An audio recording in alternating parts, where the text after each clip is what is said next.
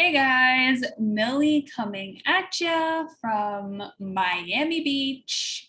I know I talked about this a little bit last week, but I want to talk to you guys more about manifesting our move to Miami. I'm sitting here looking at the window, watching the palm trees swaying in the breeze, watching boats go by on the ocean. I'm so obsessed with watching boats go by in the ocean. It's just the most freaking beautiful thing. And let me tell you, I am manifesting the most badass yacht experience right now. I can't even tell you.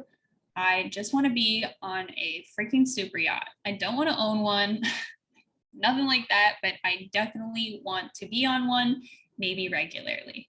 And I feel that it is very close by. So that's what I'm currently manifesting. And I want to tell you more about how I manifested this move to Miami. So for those of you who maybe don't know me or don't know my story or haven't been following along, my little family and I, my husband, our two kids who are 4.5 and 15 months old, and our dog, our puppy Jasper, who is 7 months old, all came down to Florida about 2.5 weeks ago. We decided that now was the time. We've been talking about this for a very long time, just as a twinkle in our eye for years, but started having the conversation more seriously in this past year as COVID has obviously affected so many of us on so many different levels. But I think what it's really done, but has brought into perspective, clearer into our perspective about what we really want out of life and what is most important to us. So for us, that conversation started to get really serious in this past year, especially during lockdown, that we really desired this more active lifestyle, to be in a place that inspires us all the time.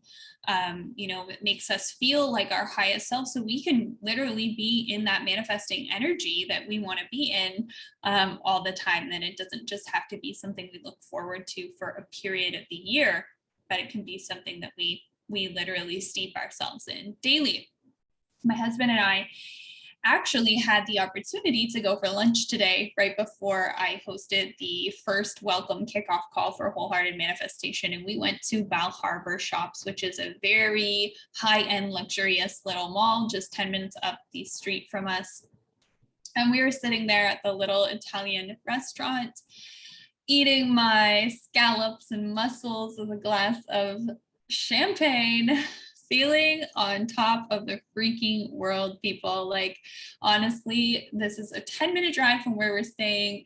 And I am like, I'm flying. I'm living, I'm flying. I'm feeling like I am Miami Millie. God damn it. And I know that this is the energy that I need to be in to live my best life, to live my highest self. And I'm not saying that that's the same energy for everyone, I'm saying that we all have our own energetic signature and we all have our idea of bliss, and it took a long time for me to get really honest with myself and clear with myself about what that actually looked like for me, what that actually meant for me, because there was a lot of shame for me attached to desire. There was a lot of shame for me around admitting that I enjoyed luxury, because for me, the family that I came from, the upbringing that I had was that it was noble and honorable to have less and to struggle. And there's a lot of knocking rich people going on and knocking the finer things, knocking the fancier things. So I really had identified as a person who didn't need that kind of stuff. And that was like a self-righteous sort of moral superiority energy that I was living in, that I really didn't need that. And I didn't want to seem like I was bragging or coming off like I thought I was better than anybody else. And it took me quite a long time to shed that. And it's not that I just, married rich or anything like that. Like when I first met my husband, I was making more money than him as a server. Yes, his parents, you know, were more well off than my parents, but by no means was he just like rolling in it, right? Like when we went on some of our first trips together, we were deciding whether to eat canned tuna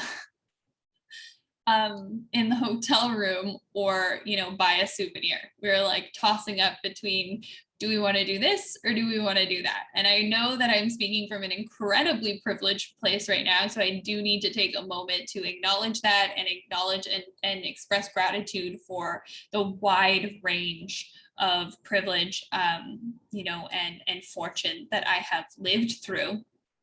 And I just want to preface to say that like it's not that I just jumped into this life of, you know, money.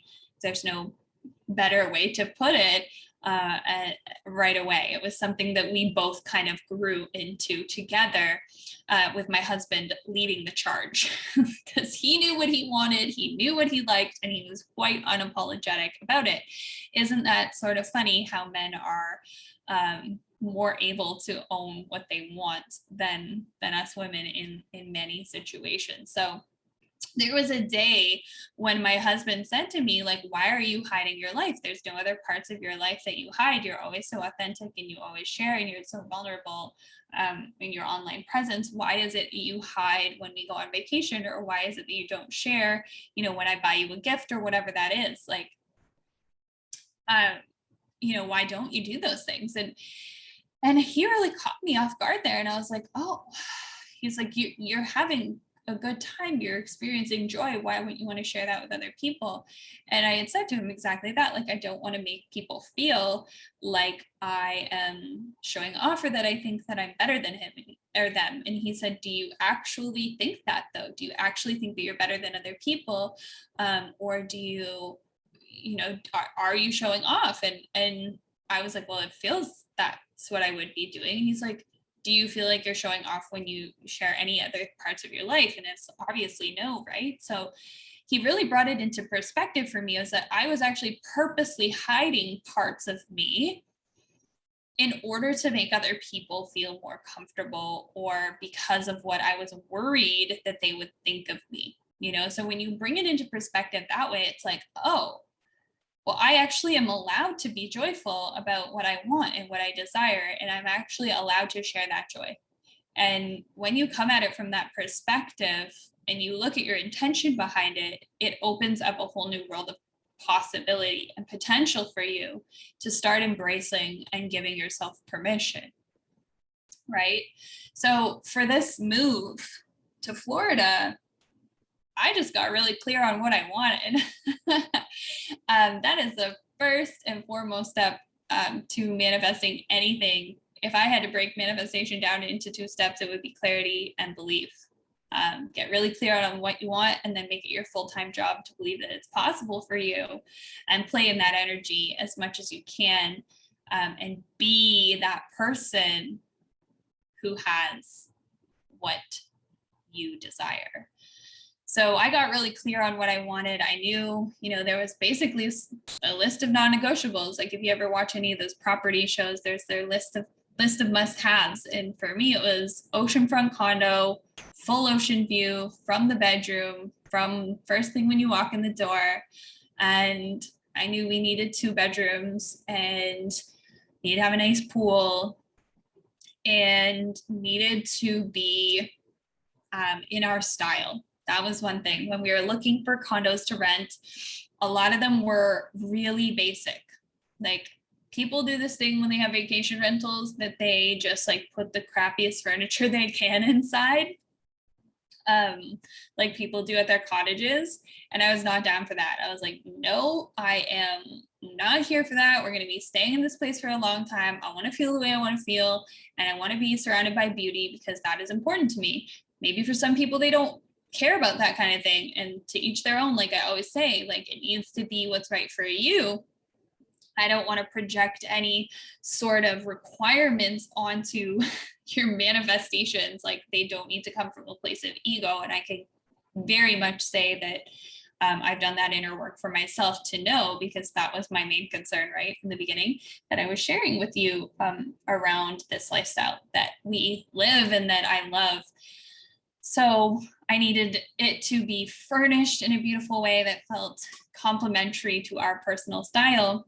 And we were looking and looking and looking, and he kept showing me places and saying, okay, I think I'm going to put an offer in on this one. And I was like, no, don't, like, that's not it. It's not it. Doesn't feel right. Doesn't feel right. And there was even a time where he did put an offer in on a condo to apply because you have to apply to rent. And it didn't go through. And I was like, see, I knew it. I knew it wouldn't go through because I know it's not the right place. And so time was passing and we are kind of like, oh, are we going to find a place? Are we going to have to settle for something, right? And then a friend of ours who actually met in Miami about a decade ago, she was a bartender back then, who's since become a realtor. It was incredible. If you want her contact, you can always message me on Instagram and I will give it to you, because she helped us a lot. She messaged us and said, hey, I have a friend who's recently purchased in the neighborhood that you want to be in, and she's just recently renovated and she's open to renting to you guys. So it wasn't actually through a rental site, but it was through a personal connection. And when I saw the pictures of this place, I was like, that is it. And I was like, I knew it. Like, I felt it in my bones that the place was just going to show up. It's going to be the right place. And you know that when you know it in your bones, it happens, because you're not worried about it. You're not constantly obsessing about it. You're not pushing, you're not forcing. And for me, the big part too was like, I was not attached. Like, I was unattached, because coming here was, yes, very exciting and very important to us. But at the same time, it was like, you know, it obviously wasn't going to make or break my life to come down here, or our lives to come down here. Like, we're resilient people. If we had to stay in Canada and weren't going to make it down for another year or whatnot, we would be fine. So I was not attached. I didn't let myself get all frantic about it. I just was like, yeah, that will be really nice. You know, like, it's that energy of like, yes, I want to do that, but I'm okay if I'm not. Like, if you can imagine a night where you're at home with your fam, like maybe late afternoon, and your partner suggests going out for dinner, and you're like, yeah, that would be nice actually, and you like the idea, you obviously, like, you can imagine it, you'd really like it, maybe you don't want to cook, but at the same time you're like, but I could also stay in, you know, like, yeah, it would be nice, like, it would be fun to go out and like fancier and like, you know, it will be an experience, but at the same time, I'm also good to stay home. It's that energy that is the most powerful to manifest from, because it's a non-attached energy, and it's like an abundant energy of I'm good where I'm at. You know, that's gratitude for what you have, and that energy is how you're being, right? It's your state of being, because when you're in a state of energy, you're vibrating in that energy, and that is your energetic being, right? So when you're in an abundant energetic state, you are going to attract that. That's what the law of attraction is based upon how you be, right? Who you are. So when you can be in that non-attached, playful energy and have that level of certainty and clarity and belief, your manifestation is guaranteed, locked down. I'm very well aware that there are many situations where we are trying to manifest that it's very hard to remove that level of desire. Like, I don't even want to call it desire, but that intensity behind your desire, where you get really attached to the idea. Because when that happens, oftentimes it's because we're basing our worth on the outcome.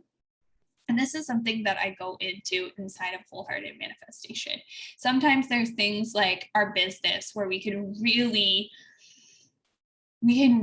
base our worth on the outcome, because we tie our success to our worth, and so on and so forth, right? So exploring these concepts is so important, because manifestation literally is everything. It dictates all of your experiences. It dictates the entire physical reality that we all live in, because we do live in a vibrational universe, and we are all vibrational beings. So I wanted to share that story with you to inspire you and to let you know of how it can be and how it works best, really, and really get you thinking about what it is that you want, and to let you know that it is possible for you. So if you like this episode, please share it.